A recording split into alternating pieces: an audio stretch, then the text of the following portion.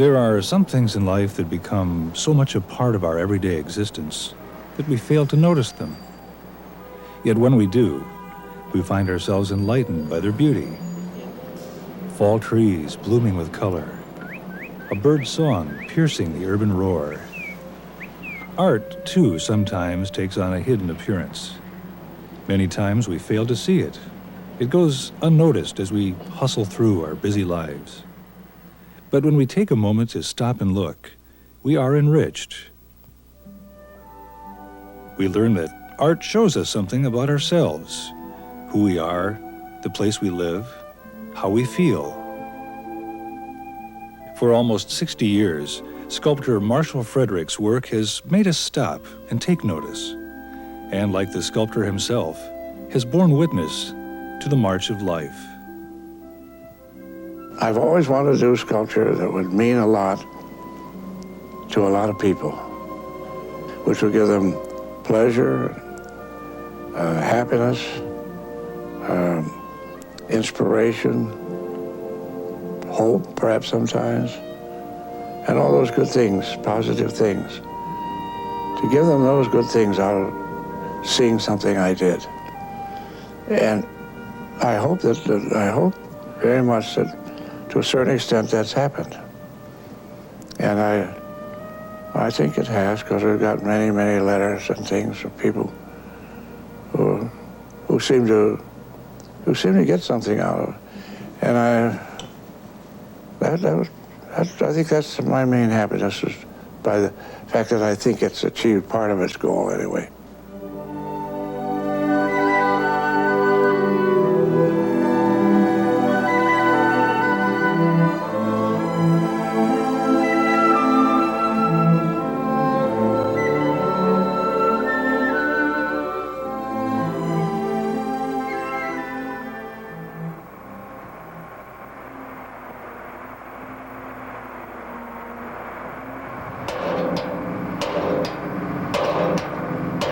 It's been a great joy all my life to work in a field that I take pleasure in doing. 23 and an eighth.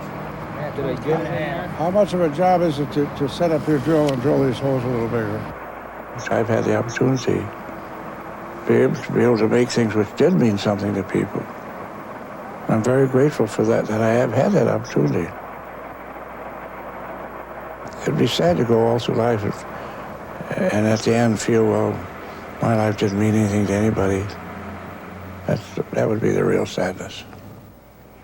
I'm very grateful that I've been able to do it and do things that, when I think of my parents, how much I loved them when they were alive, and I'm grateful that they did something they would be proud of, you know? I was born in Illinois in 1908, January 31, in Rock Island, which is a small town on the Mississippi River. It was a Scandinavian community, and my grandparents were Scandinavians who immigrated from Norway and Denmark.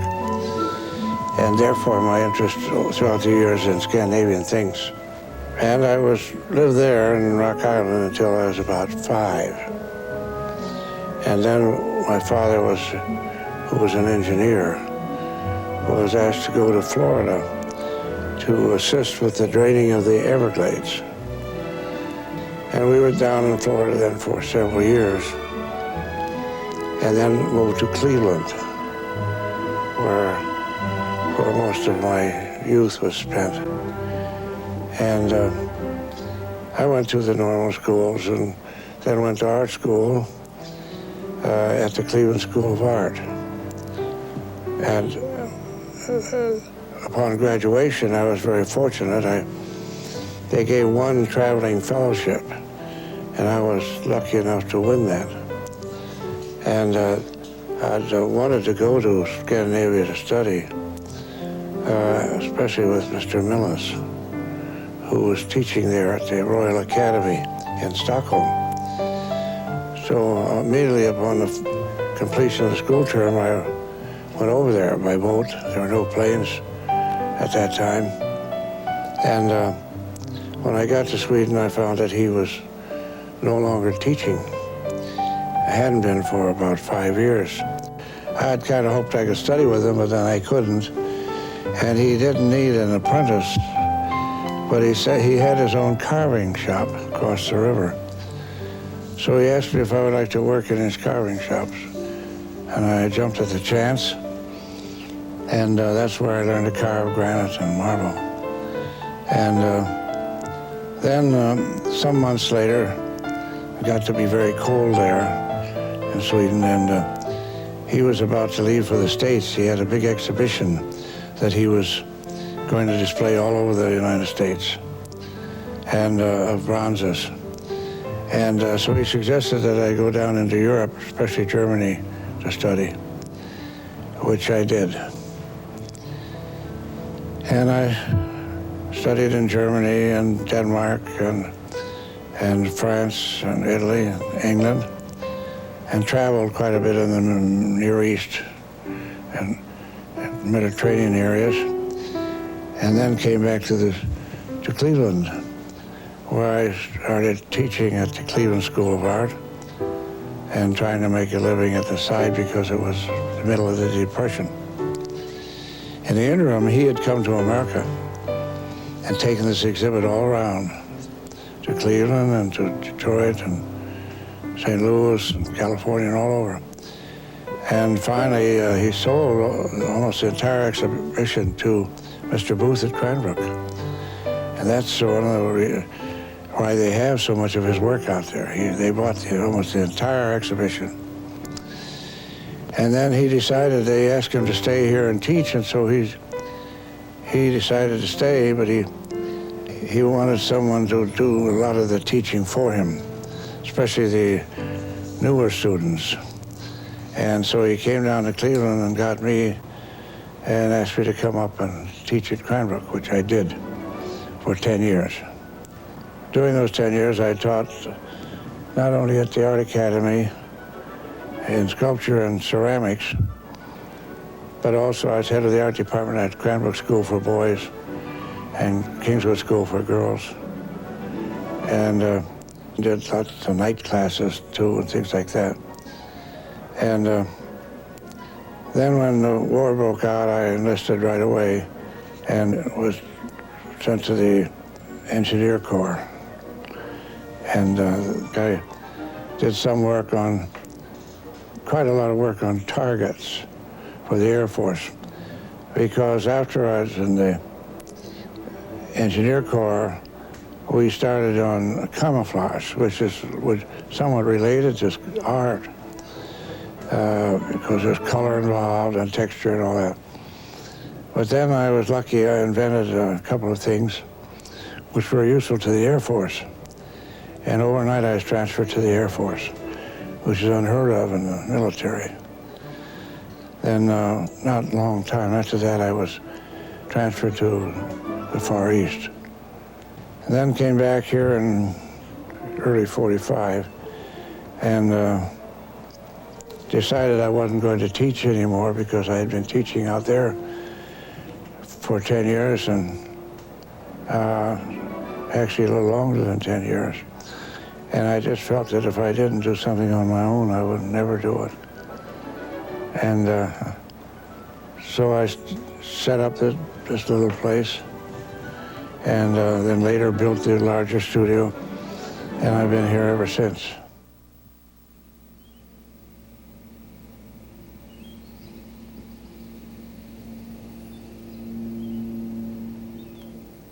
This is one of my favorite parts. It's just developing a bland form like that, which doesn't mean anything, into something that means something. This is going to be a figure of Lord Byron, the famous British poet who spent so much time in Italy and wrote so many wonderful things. He was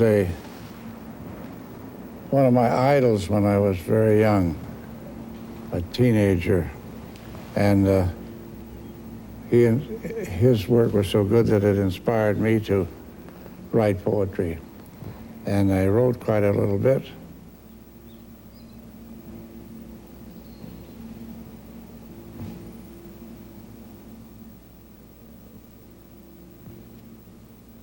I get very frustrated when I can't work with my hands.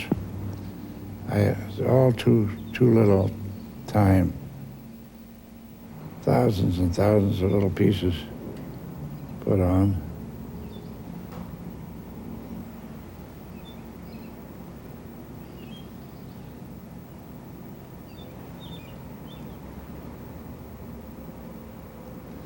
It seems to take forever sometimes to do this clay work, but it eventually gets done.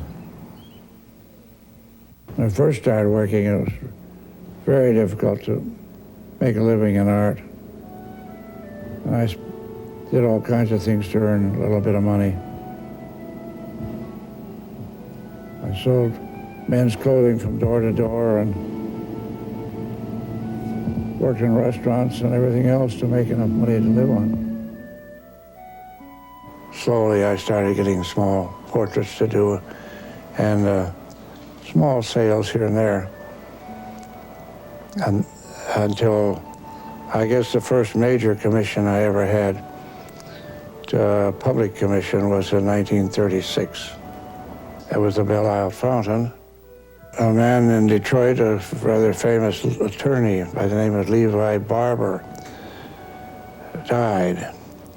He had been the man who had the idea and made all the arrangements to purchase Belle Isle by the city. Belle Isle up to then, I guess, had been privately owned, and it was called Hog Island, and it was not occupied. And now it's become a famous park, of course. And when he died, he left some money in his will for a piece of sculpture, preferably a fountain, in his honor, and preferably on Belle Isle. And he had specified that it be for the benefit and pleasure of the public. And so there was a national competition, quite an important one. And a lot of the very best artists in the country competed because, again, it was still rather lean after the Depression. Lean times. There was very few commissions around. And I fortunately won it. And that gave me a chance to do that fountain. And it received a lot of publicity. And from that, I received other commissions by architects and whatnot who before that wouldn't even known I existed. I've always been grateful to old Mr. Barber.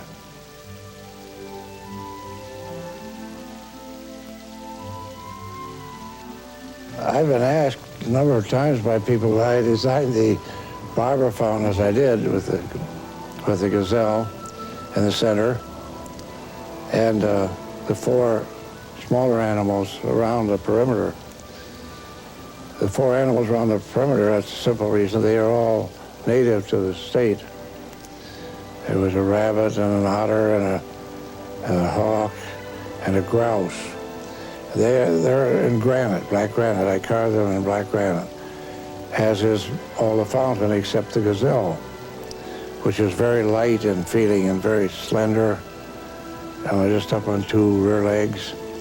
So it couldn't be in granite. It had to be in metal. So it's in cast bronze. I used the gazelle because it seemed to me that it is, to my taste, one of the cleanest, most delicately shaped and proportioned of all the animals. It's, to me, just beautiful creatures.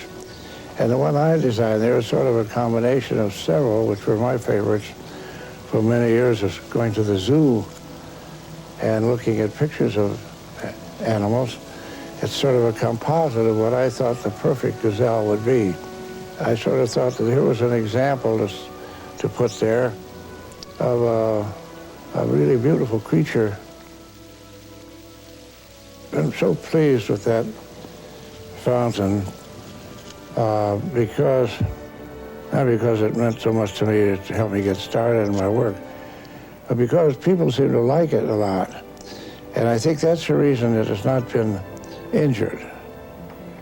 because I have a feeling that if people like something, they don't hurt it as much as if they don't like it, and they sort of fight it, and they want to hit it back or something. But it's, except for just some wear and tear by nature and the years, it's been there for a long time now, but it has maintained itself pretty well. That was a great break in my career, so I'm happy about that. Sculpture, at least, should be completely consistent with its surroundings and setting. It can't be something just stuck there. It has to be something that sort of grows out of there, like the big eagle in the Veterans Building. They sort of symbolize the building and tell you in a way what's in there and what the purpose of the building is for. The architect was a very fine architectural firm, Harley, Ellington, and Day. And they did the City County Building, they did the Veterans Building, and they did the Rackham Building. They called me in when they had the building first drawn up, the preliminary drawings, which is the right way. So many architects and other people too will maybe have the building all done and they say, okay, put something on it. In that case, of the Veterans Building, their first drawings they had showed fenestration or windows on the front side too. So all four sides had windows. And then they wanted me to do a relief down low in the lower part of the building, which today would be concealed by the park there, Harlequins Plaza. So it would have been foolish. And so I went ahead and on my own expense and my own interest, I made a scale model of the whole building and took away the windows on the front and put the big eagle on there and put the Great Seal of the United States down below and asked them to come out and see something. I said, come out, I want to show you something. They came out. They were so pleased and so interested and so pleased that they changed the drawing and removed all the windows. They said, we don't need that many windows on four sides anyway. 3 sides is enough light.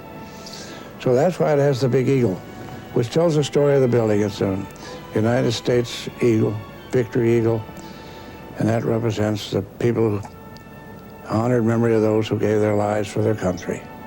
That's all you need to say. You don't have to say anything more about it. And that goes for all the different wars, all the different confrontations we've had, and everything else. The pylons were various incidents and various occasions when Michigan people had to do with military things. Even going back to, if you call it military, the first explorers. There were more individuals than there were fighting or killing. There were more individuals, Lincoln and Grant and all those people are famous people.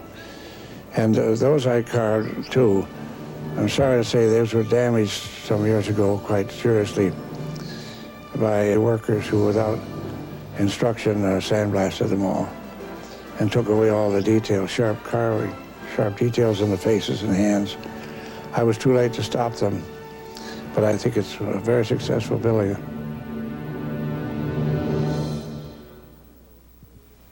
Marshall Fredericks is particularly interested in sculpture as related to and integrated with architecture. Many of his major sculptures adorn buildings throughout the Middle West, and of course here in Detroit, some of his work is as familiar to us as our own skyline. I know there are many pieces of your work here in the immediate Detroit area. In fact, most of us almost daily pass the Rackham Building, for instance.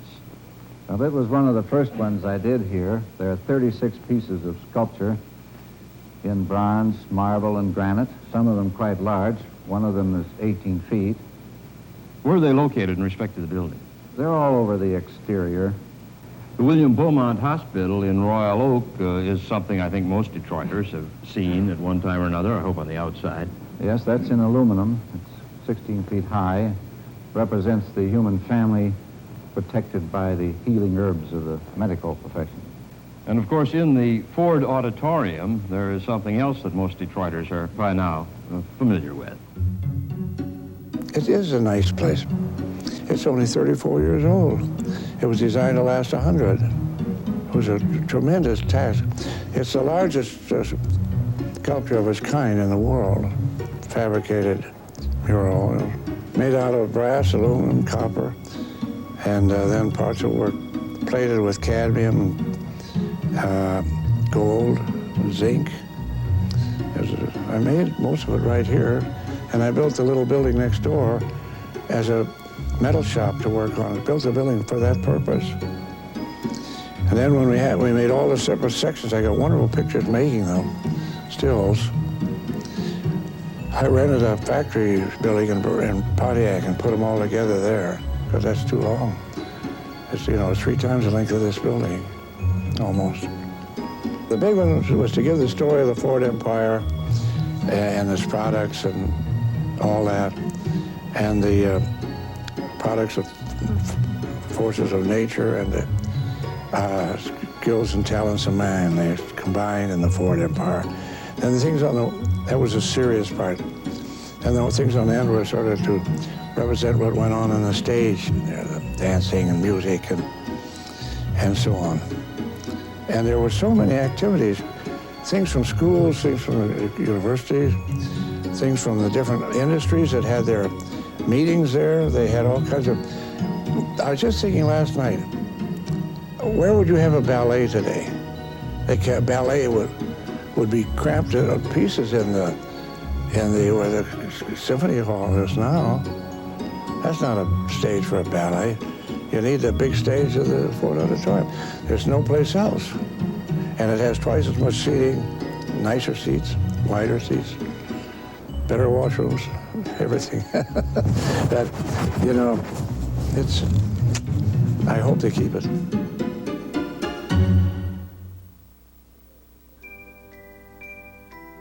I call it the friendly dragon. It's for a child's concept of a dragon, sort of. You kind of have to imagine it as you go along. You know, I don't have any dragons to pose for you. So you kind of have to make it up as I go along. It'll be in the children's area in the park. Children love fanciful things like this, and I think they'll enjoy it and play out. They can sit on the back, you see, sit up there on those humps and sort of ride them. Here's the way it started with this little one. We cut it all in sections and made the big one. Took many measurements, hundreds and hundreds of measurements to make it the big full size from this little one. After this, we make a plaster casting. That's why I don't want to do it in the other studio, because it's such a messy job. And here we can throw the plaster around, it doesn't hurt anything, but down there, if we throw plaster, we get over all the other pieces, you know. So I can't do it down there. Now this is really about the third stage. The little one and this one in clay. No, the little one in clay, then cast in plaster, like you see it there. Now the big one in clay, and then it'll be cast in plaster. And then they'll go to the bronze foundry, and they'll cast it in bronze. So there are actually 5 stages. A very big casting, probably weigh about 1.5 tons when it's through. If it were a dragon, I've done more other dragons, and if I did them, those were different. They were more vicious, the kind that in the old days the knights chased after. But this is not a vicious one. This is designed especially for children. And so it has to be smiling and friendly.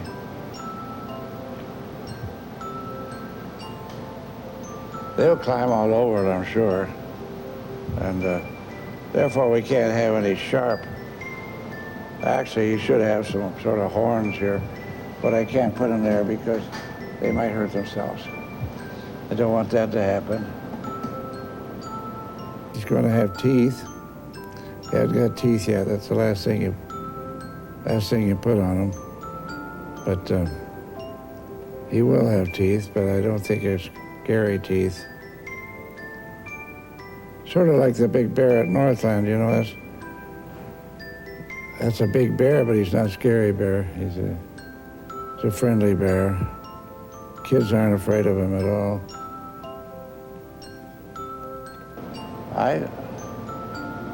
I loved working on these things.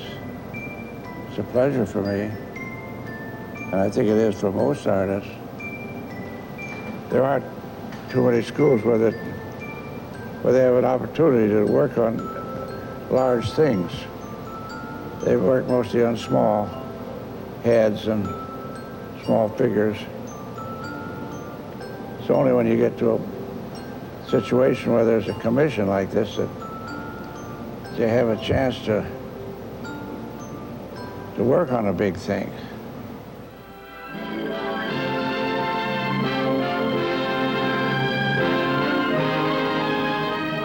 The Spirit of Detroit, a 16-foot bronze statue at the City-County Building, a statue that stands for all those ties which bind a city and its people together. The story really begins on August 2nd, 1955, when the Detroit-Wayne Joint Building Authority commissions world-famous sculptor Marshall M. Fredericks to create a statue. The story continues as the artistic talent of Marshall Fredericks conceives an idea and shapes a form.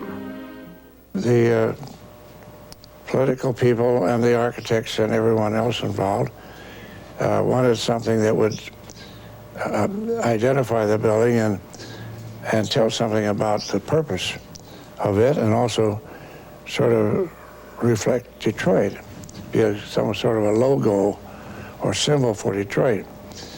And I thought of many things, you know, there are many things you can think of, Indians, and you can think of Cadillac and all those historical figures. But it seemed to me that a big city the size of Detroit needs something more important than that, something of a spiritual nature, something to stimulate people to be better people and good citizens, and to have motives that are important, positive motives. And in studying it, I came to that phrase in the Bible from 2 Corinthians. Now the Lord is that Spirit, and where the Spirit of the Lord is, there is liberty. I thought, boy, if there's anything Detroit needs, it needs a feeling there of liberty, and the Spirit of the Lord is guiding you and taking you and protecting you and so on. It was a natural. So I designed that figure with that in mind. And one of the first things I did, well, let's put it this way. Actually, the big figure itself, which is, 6 times life size, represents the spirit of man. And in his left hand is the symbol of deity, or God. And the right hand is man, woman, and child, representing the human family. The idea being that God, or this deity, is evidenced through the spirit of man in the human family, which is the noblest human relationship. Now, the symbol of God, for instance, it sounds so easy to come up with a symbol, but it really isn't. You don't want a person sitting there with a long white beard or something. So I really gave that a lot of thought. And then when I had come to the conclusion the way it is now, I asked if they'd get a representative from every religious group in Detroit. And they had about a dozen people there, men and women, who were heads of various religious groups. And then they were asked to give their opinion. And I had a unanimous agreement that that was a good symbol. Because a big sphere represents, you see, a complete whole, no beginning, no end, a completeness, which God is. And the rays represent all good and all things positive and everything that is good in creation emanating from that central sphere. And then the three rings around it, the Holy Trinity. I think most people get that feeling when they see it. They realize it's not a symbol of an automobile or something. It's a symbol of something more important. I made it I made the little scale model here, but I made the full size and the bronze casting and all that in Norway. See, for 25 years I had a studio in Norway. Also, I built up my own bronze foundry there and had my own carvers. So for those 25 years, I commuted from here to New York, where I had a studio, and Oslo, Norway. I commuted for all those years. And those four figures, the four sculptures, the Cleveland Fountain, the Spirit of Detroit, the big Christ at Indian River, and the Youth in the Hands of God in Dallas, Texas, were the four largest sculptures to ever cross the ocean, any ocean, with the exception of the Statue of Liberty, which is not a casting, it's a hammered copper. So actually they were the four largest castings to ever cross any ocean. And so those were very, very busy years for me. The citizens of Detroit gather in anticipation, for the statue has meaning to all of them. It's an exciting moment. 3 years of artistry, work, and waiting are being revealed in an object of rare beauty. Drills, steel doweling, bronze, and cement will soon fix it permanently to the pedestal. And here on its marble base, the statue will stay through the ages to remind all who see it that the spirit of Detroit endures forever. A statue comes home. A statue, yes, but more. An idea, a dream, a hope, caught in imperishable bronze.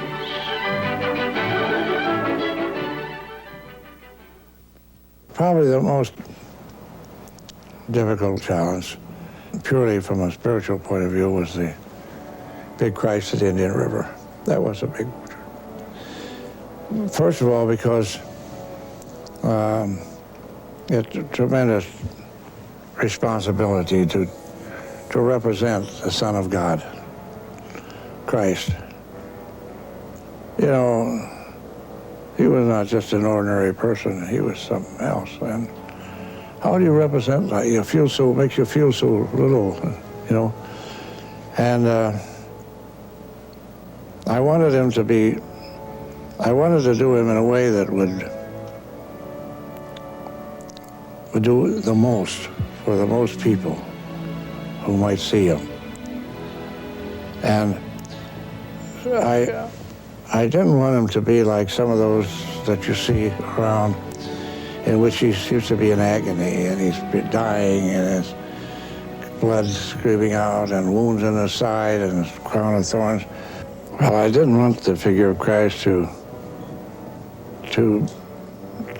be a negative thing. I didn't want it to represent the agony and the suffering and the death as apparent in so many crucifixes. And I wanted to be a figure of Christ that if you went there with a problem or in trouble or unhappy, or just went there to see him, that you'd come away feeling better, encouraged, or who knows what, what good could come from such a thing. And that was a hard challenge to do that, to try to get that feeling into it. And I've tried to do that. Whether I succeeded depends on the many who've been there. There have been great numbers there to see it, millions really. And of course it was a huge thing. It's a huge thing. And it's not easy to sculpture such a thing either. But a very strange thing happened in that figure. Usually when you do a big thing like I did the big figure in Washington, which is 39 feet, and the Spirit of Detroit, and the big one in Cleveland, which is 46 feet, you put clay on, then you work it on, and then you take some away, and then you put more on, and you keep back and forth, back and forth. It just seems endless before you get the forms the way you want it. But a strange thing about the big Christ figure, when I was working in clay, I'd put clay on and it seemed to go in the right places. I had to very seldom, had very little changes that I had to make in the whole thing. It went much faster than I ever anticipated. It just seemed to, when I put the clay on, it was in the right place, and right texture and right amount and whatnot. And that kind of impressed me. It just seemed to want to be made somehow. It came out the way I wanted it to come out. And kind of an interesting story. I had a studio, it wasn't here, it was another place. The studio had a balcony. And after I worked on that figure in the daytime, I'd go up in the balcony, there was a washroom up there. And I'd look at it and see, make notes and so on. And then I would leave. And after I left, there was a little Italian fellow who would come in and he would sweep and clean. But this day, I was there later than usual, and he came in before I left, and I was up on the balcony. And he didn't know I was there. And I didn't make any noise. I was up there taking some notes. But I finally realized he was down there, and I observed what he did. He had a little hat on and had a broom, and he'd been sweeping all over, a push broom. When he got over to the Christ figure, he looked up.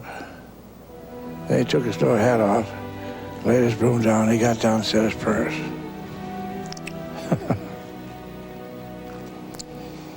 Well, you know what? That did something to me. And I felt really responsible then. I couldn't let him down, you know. Anybody who takes a thing that seriously, that's meaningful.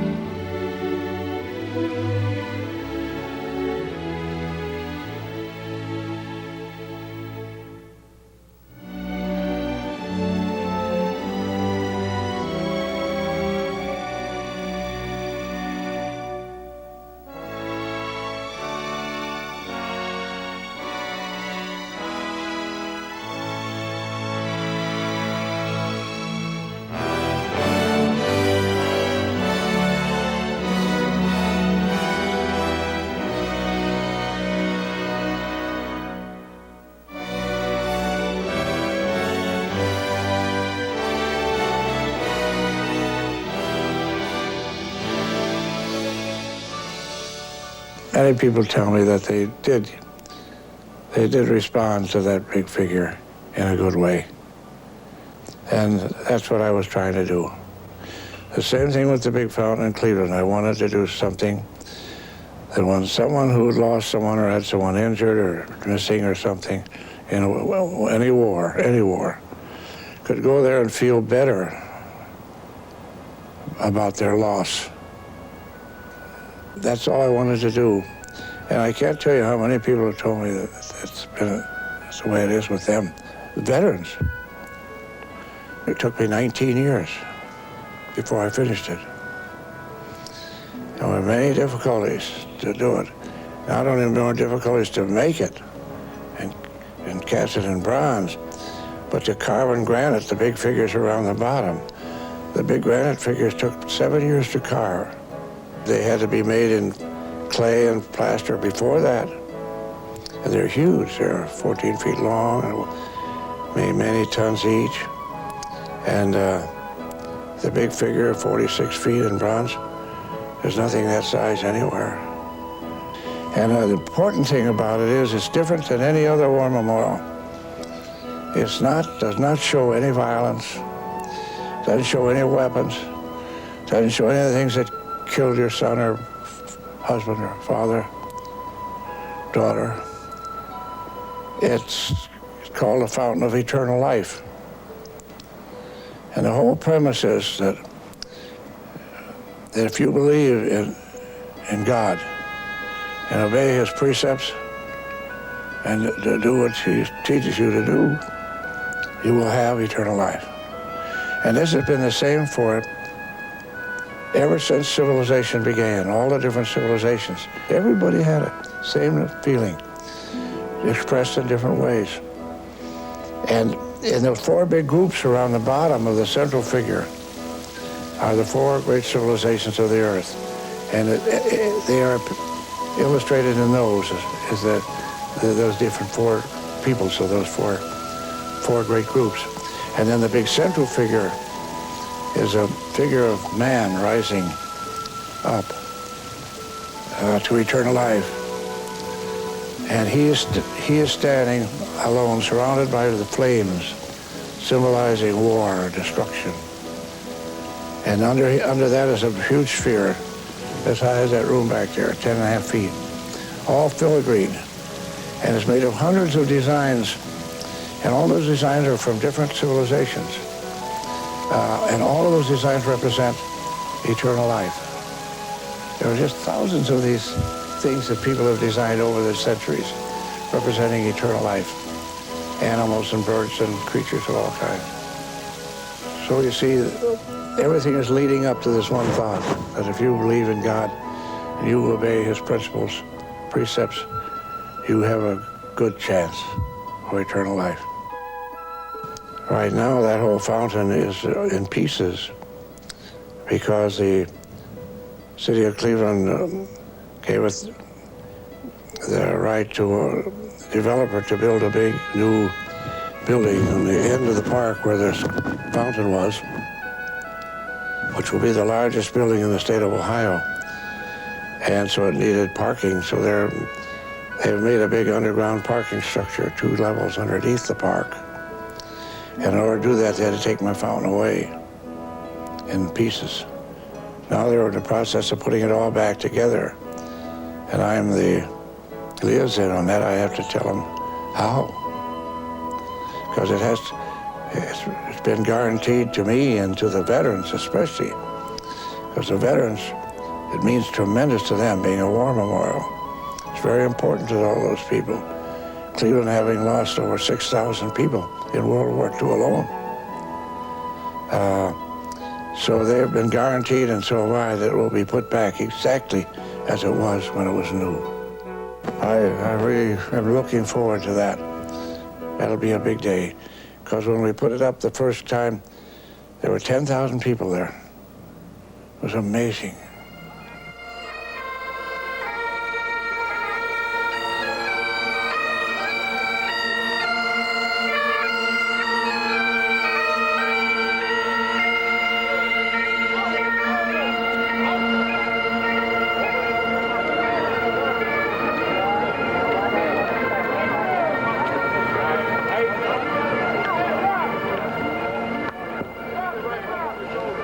Gold Star Mothers, His Excellency the Governor's Assistant, His Honor Mayor Michael White, His Honor Judge Anthony Celebrezzi, His Honor Judge William Thomas, fellow veterans and ladies and gentlemen, I am proud and happy to be here on this wonderful day. It is a rebirth of the Peace Memorial. It could be called a resurrection because it was rather unalive for a long time, and now it's alive again. It honors those who sacrificed their lives and bodies and those who love them and remain behind bearing their great losses.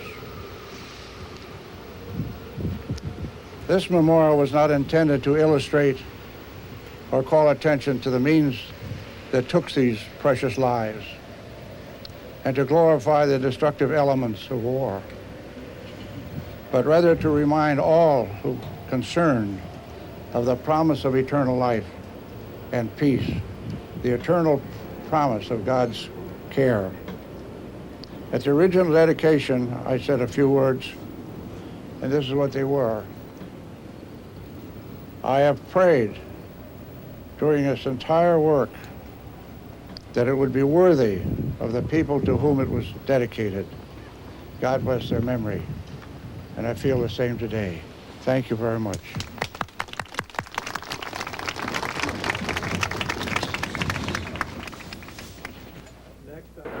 We all now have a place, a new memorial plaza and a center statue which brings us together. It brings our common beliefs and our differences. It brings all of our religions and all of our races to one location. And the common ground is there has been a common sacrifice, and it is truly appropriate that we find a place together.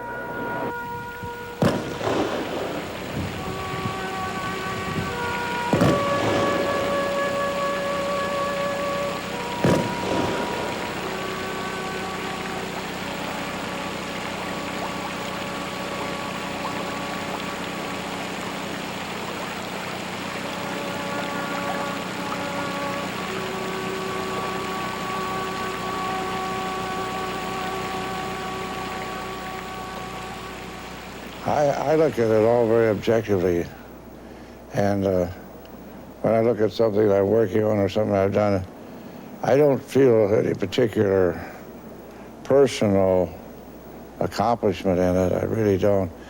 I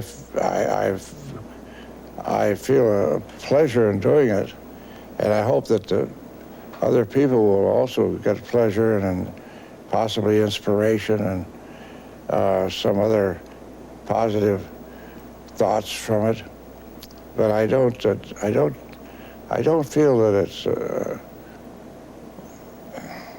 that I really I don't feel any great pride in doing it. I'm not vain in that vein. I think we all have our work to do, and we do it to the best of our ability, and dear Lord helps us to do it. That's why until a few years ago, I never signed anything. I felt that the work should speak for itself. That it shouldn't be necessary to say who did it. It shouldn't be necessary to have to explain it. It should explain itself, tell its own story, and either people would get something out of it or they wouldn't. And it wasn't important that I as an individual made it, just important that it be there. But then later on I learned that I had to sign them, which I do now, because people wanted that, wanted it signed. And also there were some occasions of where people thought other people did what I had made, and I didn't like that very well. People took credit where they shouldn't have. But I've always felt that it wasn't just, I wasn't alone in making something. There was something, hopefully I was guided some way in doing it. And when I go up to the museum in Saginaw, when I go in there, I don't feel in the way that I did it. I just feel that I enjoy looking at it, and I think it looks very nice the way it is. But almost as though someone else had done it. I just like to look at it, but I don't feel that I don't take any particular pride in doing this one or that one or this other piece. I'll tell you, when I look back now on these big things that I did, I'm not saying this out of envy, but I think I've done more monumental sculpture than anyone in the country. And when I look back on those things, which took so long, was such hard work, and so heavy, so big, so costly, so difficult to imagine and create, and then to make them. I don't really, I know I couldn't do it again. And I kind of quite don't understand how they came about. I feel I don't know, I'm not responsible for them. I didn't make them. I don't feel any vanity about it. I have more work now than I've ever had at one time. I get tired, but I don't get tired of what I'm doing. No, I get tired because I'm not young anymore. But I don't get tired of what I'm doing. I just wish I didn't get tired so I could do more. I only hope that I can continue with to work until I finish all the things I have in mind, which will take quite a few years still. But I hope the dear Lord gives me the strength and ability to continue.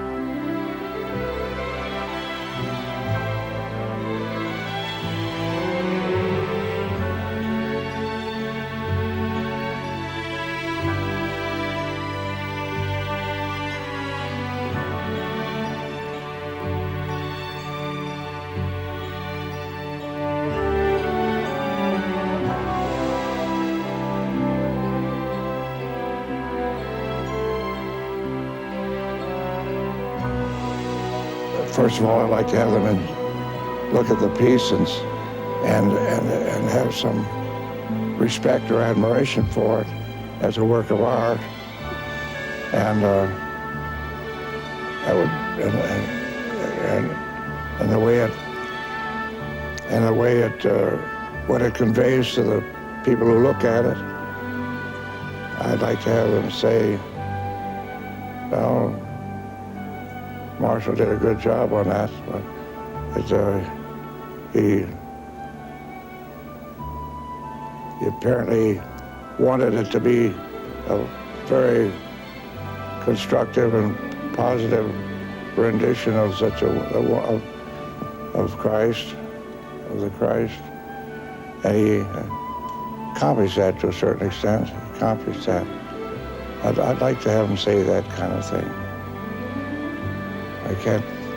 I don't care whether they spell my name right or not, as long as they like what they look at.